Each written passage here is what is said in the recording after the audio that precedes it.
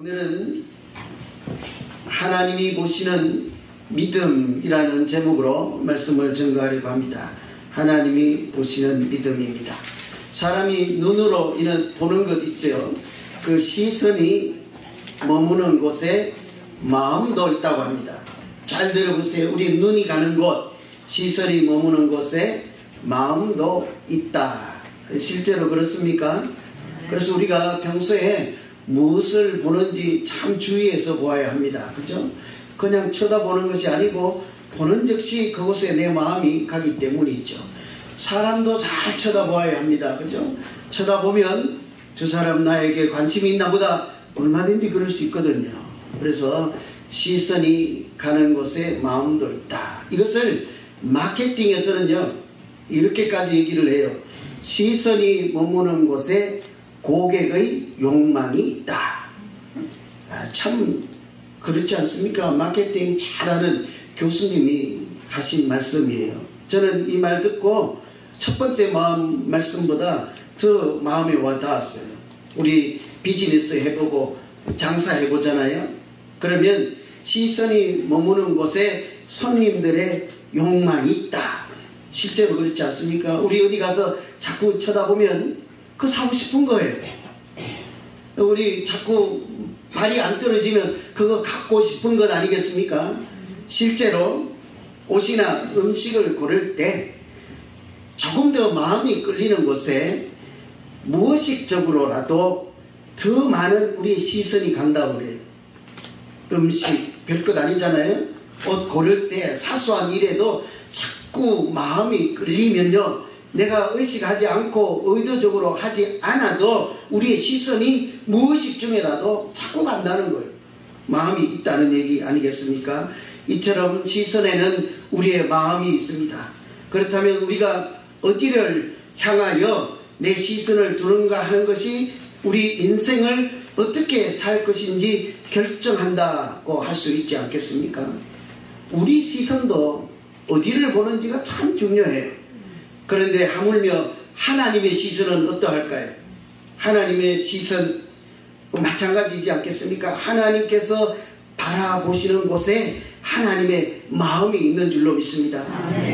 그렇죠? 그렇다면 하나님께서 우리를 보실 때 어디를 보실까요? 어디를 주목하고 봐주실까요? 하나님께 한번 물어보아야죠. 그렇죠? 그에 따라 하나님이 우리를 보실 때 무엇을 보시느냐에 따라 우리 인생의 내용이 달라지는 것 아니겠습니까? 오늘 말씀은 사도 바울이 루스드라에서 복음을 전하고 하나님 말씀을 전하는 내용이 있죠. 아주 간단해요. 아주 짧은 내용, 자세히 설명도 없어요. 그곳에 가서 나면서부터 걷지 못하는 사람, 발을 쓰지 못하는 사람을 고쳐주는 내용이지 않습니까? 별 내용이 없어요. 우리는 믿음이 아주 참으로 담대해서 걷지 못하는 사람 고쳐주셨습니다. 이렇게 해도 별로 이제 감동이 없죠. 그죠? 하나님이 하시니까 당연하죠. 뭐 하나님이 하시니까 그 정도는 하실 수 있어야 하지 않겠습니까? 눈먼 자도 다시 보게 하고 귀먼 자도 듣지 못하는 사람도 다시 들을 수 있도록 얼마든지 하나님은 하실 수 있지 않겠습니까? 저도 앞에도 여러 번 나왔겠지만 이곳에 가서 사도 바울이 걷지 못하는 사람을 고쳤다 해도 이미 여러 번 들은 이야기요 여러 번 본 사건이라 별로 감동이 되질 않아요. 그런데 지난 일주일 동안 제 이 본문 중에서 제 사로잡는 말씀 한 구절이 있었습니다. 사람을 살렸다 하는 것보다요 구원받은 믿음을 그에게서 보았다 하는 말씀이 왜 그렇게 저 마음을 울리는지. 여러분 믿음이라고 하는 것이 보입니까? 안 보입니까? 이 당장 이제 고민인 거예요. 그죠? 제가 여러분께 질문을 던진 거예요. 우리의 믿음이라고 하는 것이 보일까요? 만져지지도 않잖아요. 세모났어요, 네모났어요. 권사님 믿음은 동그라미입니까? 안 보이잖아요. 그런데 사도 바울이 그에게서 구원받을 만한 믿음을 보았다 하잖아요. 이게 도대체 뭔 소리일까요? 여러분, 사도 바울이 그 사람에게서 구원받을 만한 믿음을 보았다 하면 하나님은 얼마든지 우리의 믿음을 보실 수 있지 않을까요? 이 아멘이 안 되시죠, 그죠? 아멘. 모르겠어. 이 네모인지 물체인지 키가 큰지 적은지 어떻게 하실까? 여러분, 하나님은 분명히 틀림없이 우리의 믿음을 보시는 줄로 믿습니다. 아멘. 그 정도 능력도 아니면 하나님도 아니실 줄 모르잖아요. 하나님 우리의 믿음 보신다고요. 흔히 우리는 하나님은 외모를 보시지 않고 중심을 보신다잖아요. 그런데 그 중심이 무엇입니까? 마음의 중심을 보신다는 말씀이에요. 우리의 마음이 하나님을 향하고 있는지 그렇지 아니한지 하나님을 향한 우리의 마음의 상태를 보신다는 말씀이지 않겠습니까? 하나님을 향하는 마음, 그것을 다른 말로 하면 믿음이라 할 수 있죠. 하나님은 그런 우리의 믿음을 보신다고요. 사실 여러분도 아멘이 안 되는 것처럼 누가 우리 믿음을 본다 하면 좀 두렵잖아요. 그죠? 제가 여러분 권사님 믿음 다 보고 있다면 좀 그렇잖아요. 요만하다고 하면 어떡할까? 권사님 믿음 요만하다고 하면 촛살만 하다고 하면 어떡할까? 여러분은 빼고 제가 무섭다고요.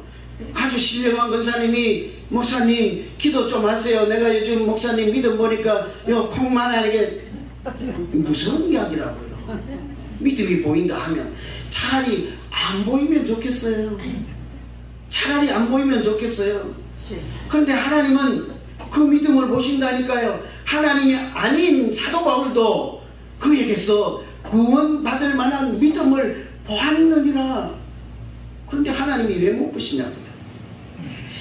그래서 잘 이해 안 될 것 같아서 제가 성경을 막 찾아봤어요. 하나님이 정말로 믿음을 보았다 하고 분명하게 말씀하신 구절이 있을까?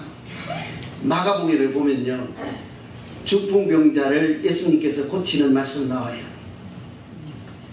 자기 몸이 아프니까 오랫동안, 중풍병은 금방 고치지도 못하잖아요. 오랫동안 얼마나 아프고 불편했겠어요. 친구들이 그 친구를 보니까, 중풍병 환자를 보니까 참 안타까워요. 그런데 그 마을에 중풍병도 고치고 걷지 못하는 사람도 고치고 귀 먹은 사람도 고치고 앞을 보지 못하는 사람도 다 고치신다는 예수님께서 오셨다는 이야기를 듣고 이때다 하고 그 친구, 중풍병 들린 친구를 들것에 실어서 예수님이 계신다고 하는 그 집으로 갔습니다. 그랬더니 웬일입니까?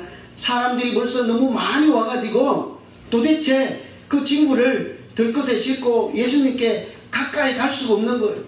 도저히 가까이 갈 수가 없어서 예수님, 이 친구 좀 불쌍히 여기시고 고쳐주세요 라고 말조차 할 수가 없는 거예요. 사람이 모였으니까 소리 질러도 되겠습니까? 이 정도 되면 우리 같으면 오늘은 이왕 안 된다, 너무 늦었구나, 우리가 한 발 늦었다, 내일 아침에 일찍 오자, 내일은 아니면 새벽같이 오자, 이렇게 하고 그냥 얼마든지 돌아갈 수 있지 않겠습니까? 그런데 이 친구들은 상상을 초월하는 그런 일을 했잖아요. 지붕으로 올라가서 그 지붕을 뜯어 구멍을 만들고 들것에 그 아픈 사람을 이렇게 밧줄로 달아 내려가지고 예수님이 계신 그 방 한가운데 그 환자 친구를 내려보냈잖아요. 예수님이 그때 뭐라고 했습니까? 야, 이놈들 남의 집 망친다, 왜 남의 집을 부수느냐, 왜 이렇게 무례한 짓을 하느냐, 그렇게 말씀하셨습니까? 그때 뭐라고 하셨습니까? 제가 일부에는 여기서 이게 성경 퀴즈라고 했어요. 여러분 한 3초 동안 생각해 보세요. 지붕 뚫고 내려보내는 그 친구들을 보고 예수님이 뭐라고 하셨습니까? 여러분 호통을 치셨습니까? 그때 하신 말씀이요, 그들의 믿음을 보시고 그들의 마음 중심을 보신 것이죠.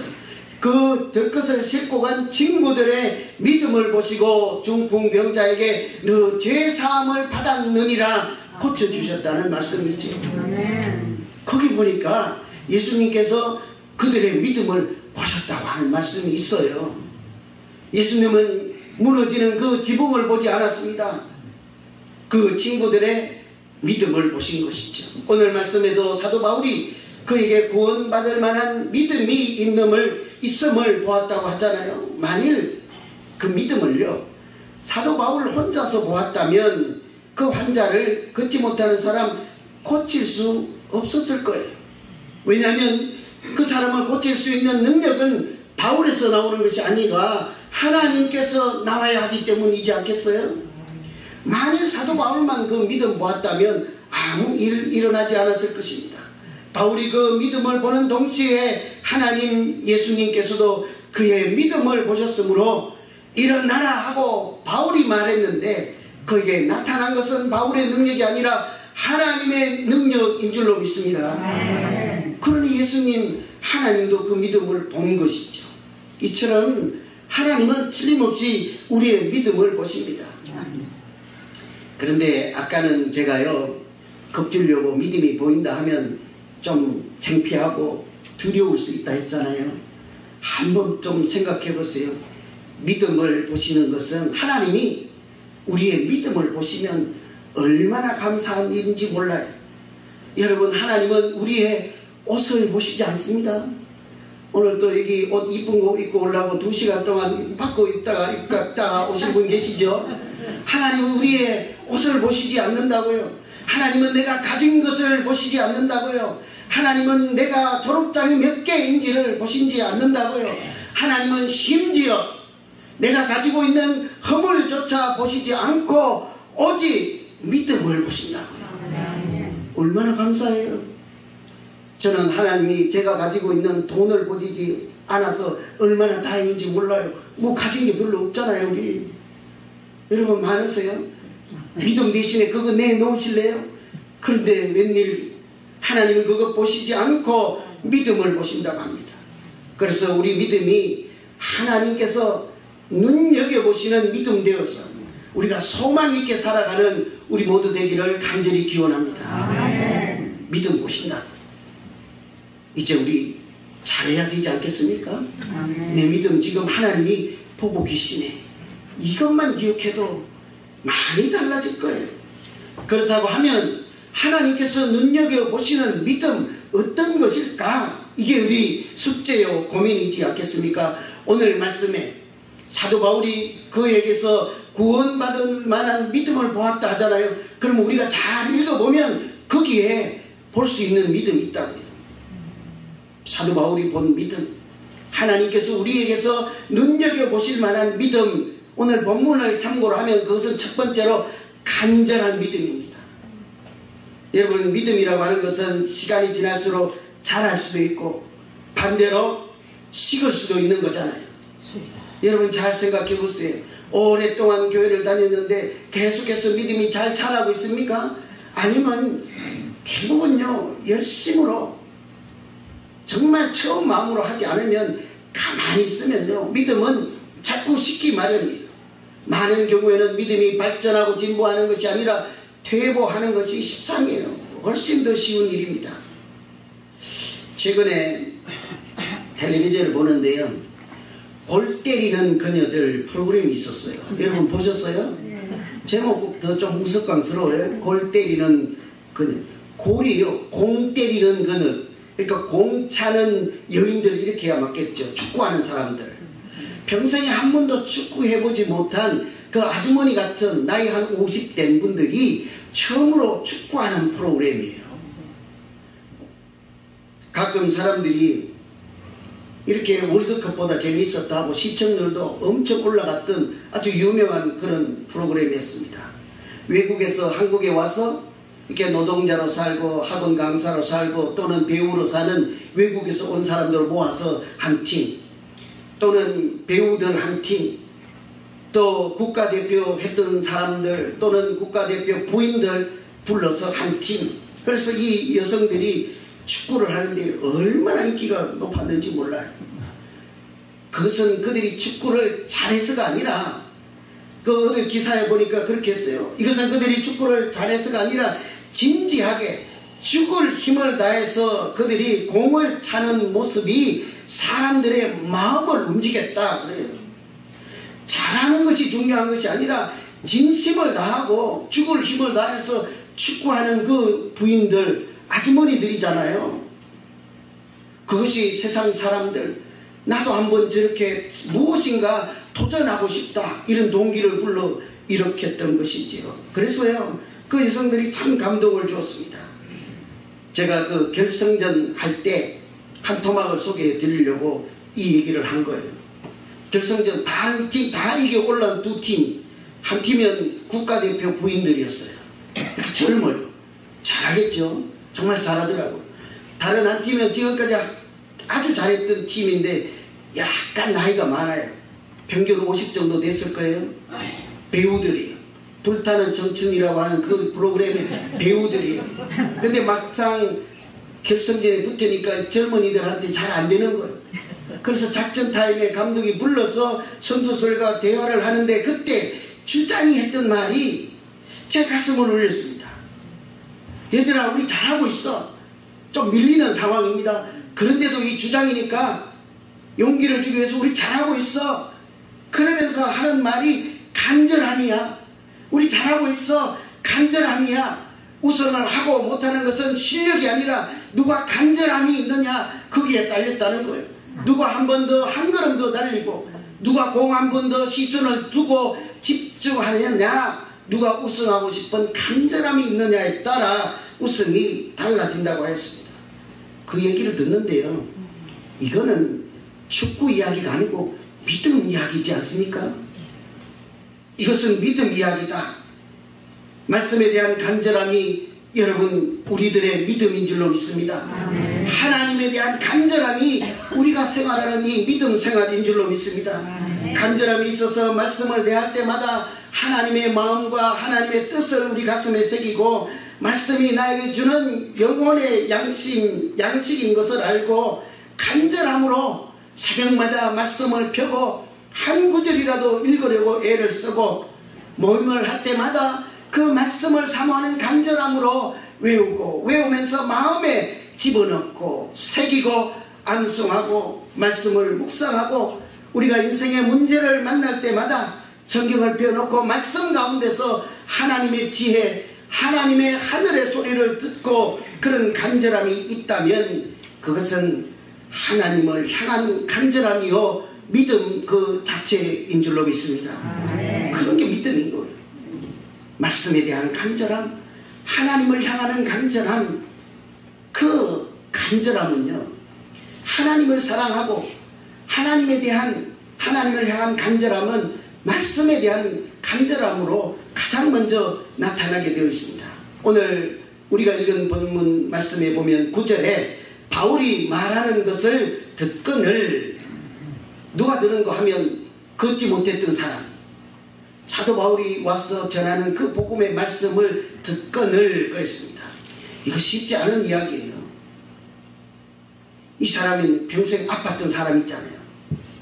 근데 소문에 듣기로는 저분이 모든 병을 다 고칠 수 있다는 하나님의 아들 예수님이라는 얘기를 들었잖아요.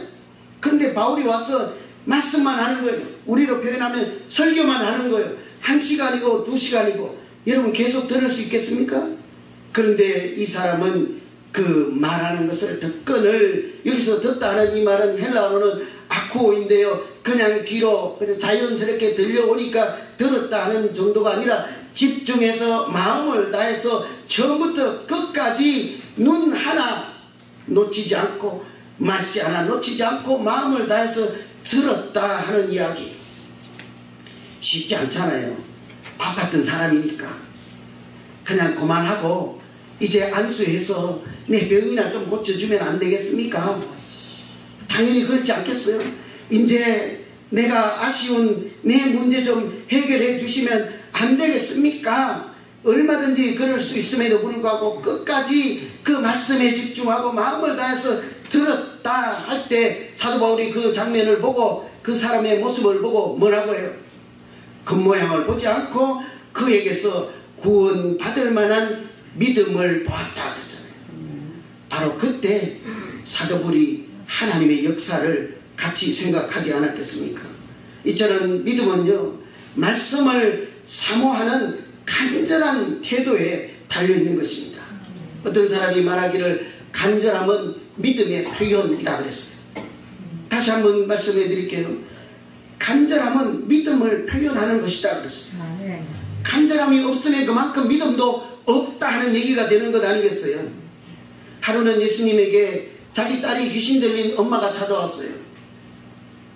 그런데 이 분은 쉽게 말하면 이방 여자예요. 와서 예수님께 와서 딸을 고쳐달라 그 부탁을 하고 싶은 거예요. 찾아와서 말씀을 드렸더니 예수님이 그날따라 좀 어떻게 되었는지 좀 차갑게 대답을 하셨어요. 자녀의 떡을 취하여 개들에게 던지는 것이 마땅치 아니하다. 딸 고쳐달라는 사람에게 자녀들의 떡을 뺏어가지고 개에게 던지는 것은 마땅치 않다. 자녀들이라고 하는 이스라엘 사람들에게 준, 하나님의 백성들에게 준 떡을 뺏어서 당신같이 이방인, 당시에 이방인들을 개라고 불렀잖아요. 그러면 이방인들에게 내가 던져주는 것 그건 옳지 않다 라고 했더니 얼마나 서운해요. 얼마나 수치가면 저 같으면 더러워서 안 고친다 하고 딸이 아프든지 말든지 가버렸을 거예요. 그런데 그 여성은, 그 엄마는 그러지 않고 주여 옳습니다마는 개들도 주인의 상에서 떨어지는 부스러기를 먹나이다. 야, 이거 여러분 무엇을 느끼십니까? 웬만한 간절함이 없이는 자기 수치, 모욕, 부끄러움 당하는 것 이런 거 참아가며 주여 옳습니다만 개들도 주인의 밥상에서 떨어지는 부스러기를 먹나이다. 한마디로 얼마나 대단한 간절한 표현입니까? 예수님은 그 간절함을 보시고 두 번째 기저예요. 그 여자의, 그 엄마의 간절한 마음을 보시고 예수님 뭐라고 그랬어요? 그래서 소용없다. 집에 가라. 그랬나요? 아니라고요. 그 간절함을 보시고 하신 말씀이 여자여 내 믿음이 크도다. 여러분 간절함과 믿음을 지금 같이 보시는 거잖아요. 여자여 너 믿음이 크도다. 너 간절함이 크도다. 그렇게 말씀하시지 않고 여자여 너 믿음이 크도다. 여러분 이처럼 믿음은 간절한 그 자체인 것입니다. 구원받을 만한 믿음은요, 특별히 하나님 말씀, 생명의 말씀을 받고 그 말씀을 들을 때 간절함이 있는 그 마음 그 자체를요 믿음이라 할 수 있는 거예요. 간절함이 없으면 읽어도 들어오지 않습니다. 하나님의 말씀으로 읽혀지지 않기 때문이죠. 여러분 기도할 때도 마찬가지입니다. 기도할 때 간절함이 있는 마음, 오늘 이렇게 예배 드릴 때도 간절함이 있는 마음. 제가 오늘 1부에도 말씀드렸습니다만 1부는 8시 예배예요. 제가 흘려볼 때 7시 10분 정도 왔는데요, 오면서 오늘따라 그런 생각이 들었어요. 참 1부 예배 드리는 분들 참 그 예배를 사모하고 간절한 마음이 대단하겠구나. 저도 어려운데요. 저는 3시에 일어났거든요, 새벽에. 그러니까 4시, 5, 6, 7시니까 4시간 준비해서 교회 가는 것이 그렇게 분주하고 헐떡벌떡 왔는데, 우리 성도님들이 8시 예배에 맞추어서 오시느라 얼마나 분주하고 바빴을까 하는 마음이 들더라고요. 가슴이 찡하더라고요. 그래서 오면서 티각티각했어요. 늦춰야 되나 말아야 되나. 괜찮다. 간절함이 있는 분이니까. 단지요, 여러분 좀 아침에 잠 없어지고 또는 간절함이 있거들랑 2부 예배 드릴 분 중에도 1부 예배 와서 좀 도와주세요. 혼자 드리는 것보다 여러 명이 드리면 찬양도 같이 힘이 날 것 아닙니까? 힘 있는 분들은 와서 도와주시면 얼마나 좋겠어요. 여러분 우리가 그런 간절함, 우리가 이게 예배 드릴 때도 그냥 앉아있는 것이 아니라 주님 내가 어제부터 기도하며 다른 스케줄 다 물리치고 하나님 은혜 받고 싶어서, 하나님 내 감사를 하나님께 드리고 싶어서, 아니요 내가 지금 고민이 많아서 하나님 한번 만나고 싶어서 오늘 이 자리에 앉아있으니 내 예배를 하나님 꼭 받아주시고 예배 가운데 내 기도들을 응답하여 주시고 하늘에서만 주실 수 있는 위로와 평강을 주십시오. 이런 간절함, 그 자체가 믿음이지 않겠습니까? 그런 예배는 하나님도 기뻐 받으실 줄 믿습니다. 간절함이 있는 믿음 보시고 우리에게도 내 믿음이 크도다 하고 칭찬 듣는 우리 모두 되기를 소망합니다. 하나님이 눈여겨보시는 믿음, 첫째는 간절함이에요. 두 번째는요, 순종하는 믿음입니다. 루스달에 와서 사도 바울이 복음을 전할 때 걷지 못하는 사람 고쳐주는 이야기, 아주 짧은 이야기예요. 그리고 그 말씀을 듣는 중에 사도 바울이 다른 얘기하지 않습니다. 그냥 일어서라 이 말 한마디 하잖아요. 여러분이 만일 이 환자였으면 나면서부터 걷지 못하고 평생 그렇게 살아왔는데 어떤 사람이 나타나서 예수님 이야기를 하더니만 다짜고짜 하는 말이 일어서라 그래요. 뭐라고 하실 거예요, 여러분? 당신 그 말 한마디로 나를 일으켜 세울 수만 있다면 내가 지금까지 이 고생을 했겠느냐? 그냥 빵이나 하나 주고 가시오. 먹을 것이나 하나 던져주고 가시오. 그렇게 말하지 않겠습니까? 그런데 구원받을 만한 그 사람의 믿음은 달랐습니다. 아무 시비하지 않고 부정하지도 않고 그 말씀에 순종하여 일어났지 않습니까? 사실은 그의 능력으로 일어난 것이 아니죠. 말씀을 듣고 순종할 때 하나님의 능력이 그를 일으켜 세운 줄로 믿습니다. 바울도 아니고 그 자신의 능력도 아니에요. 일어서라는 하나님의 말씀을 전해주었을 때 순종한 뒤에야 일어날 수 있었던 것이죠.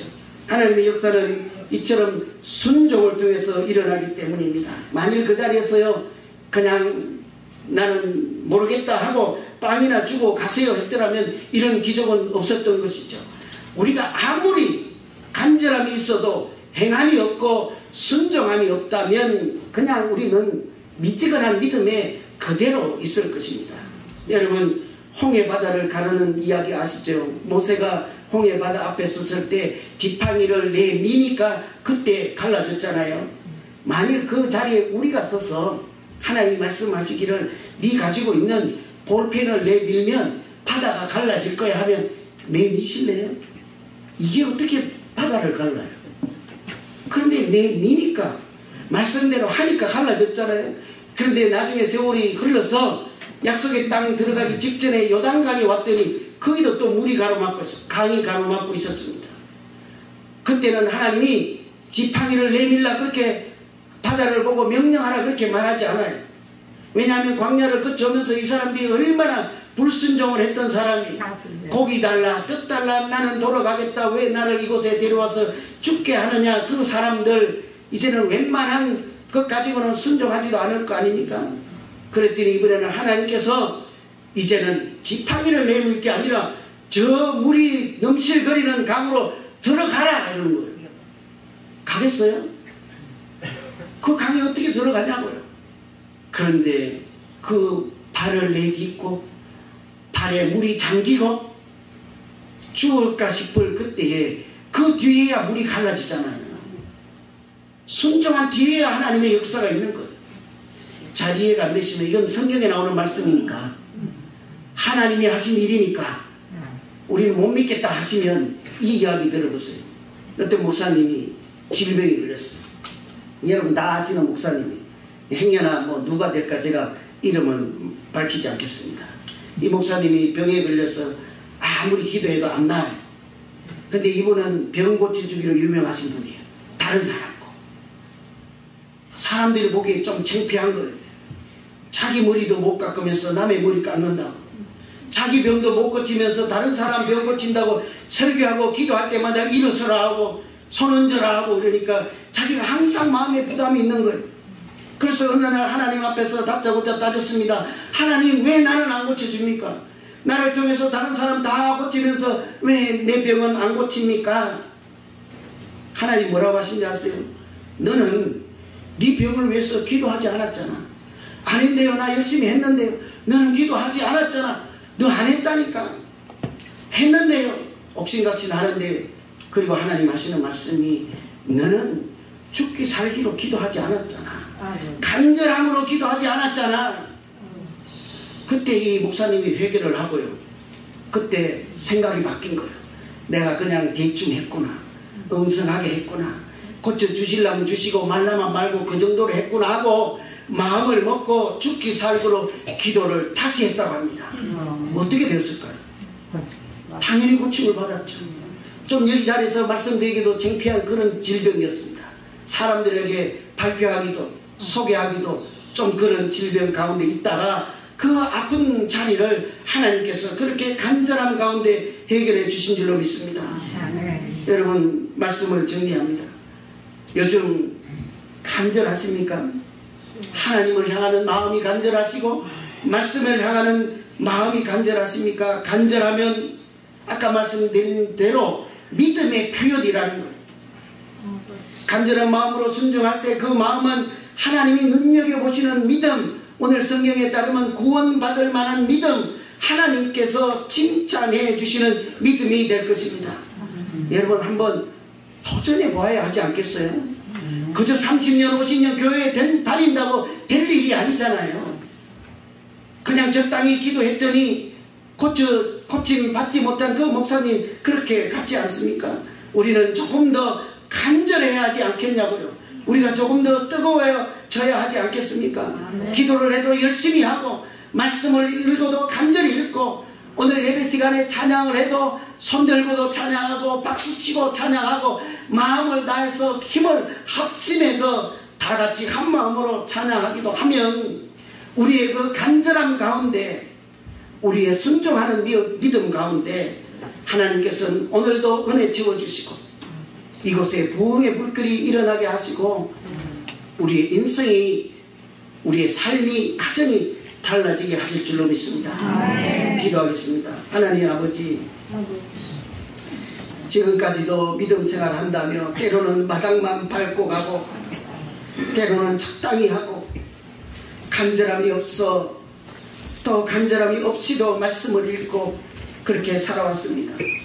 주님, 하나님을 향하는 마음이 날마다 조금씩 더하여지게 하시고 하나님 말씀을 들을 때마다 순종하는 내 순종 가운데 하나님의 크고 놀라운 비밀한 역사를 보며 힘을 내고 담대함으로 믿음 생활하는 우리 모두 되게 하여 주시옵소서. 우리 교회도 열심으로 기도하고 모이기에도 힘을 쓰고 말씀 공부에도 최선을 다하는 하나님이 기뻐하는 교회 되게 하여 주시옵소서. 예수님 이름으로 기도합니다.